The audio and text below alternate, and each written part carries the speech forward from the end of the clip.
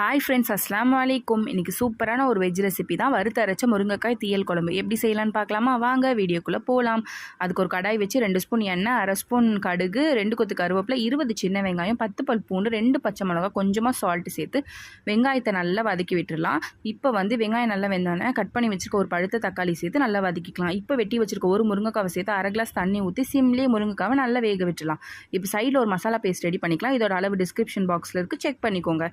இப்போ 6 சின்ன வெங்காயம், ஒரு 3 பத்து தேங்காய் இப்படி திருவி சேர்த்துருக்கேன். 5 காஞ்ச மிளகாய், 1/2 ஸ்பூன் ஜீரகம், 1/2 ஸ்பூன் மிளகு, லாஸ்ட்டாக ஸ்டவ் ஆஃப் பண்ணும்போது 1 ஸ்பூன் அளவுக்கு மல்லித்தூள் சேர்த்து நல்லா ஆற விட்டுட்டு மிக்சியில் தண்ணி ஊற்றி அரைச்சி எடுத்துக்கோங்க. இப்போ முருங்கைக்காயில் ஒரு 1/2 ஸ்பூன் மஞ்சத்தூளும் அரைச்ச பேஸ்ட்டையும் சேர்த்து நல்லா கிளறிட்டு ஒரு 1.5 கிளாஸ் தண்ணி, அப்புறம் நெல்லிக்காய் சைஸ் அளவு புளியை கரைச்சி ஊற்றிக்கிட்டேன். இப்போ தேவைப்படுற அளவு சால்ட் சேர்த்து நல்லா ஒரு 10 நிமிஷம் கொதிக்க ஊட்டி எடுத்திங்கன்னா சூப்பரான முருங்கைக்காய் தீயல் குழம்பு ரெடி ஆயிரும். கண்டிப்பாக ட்ரை பண்ணி பாருங்கள். For more easy recipes follow me Ranaisha vlog. Thanks for வாட்சிங்.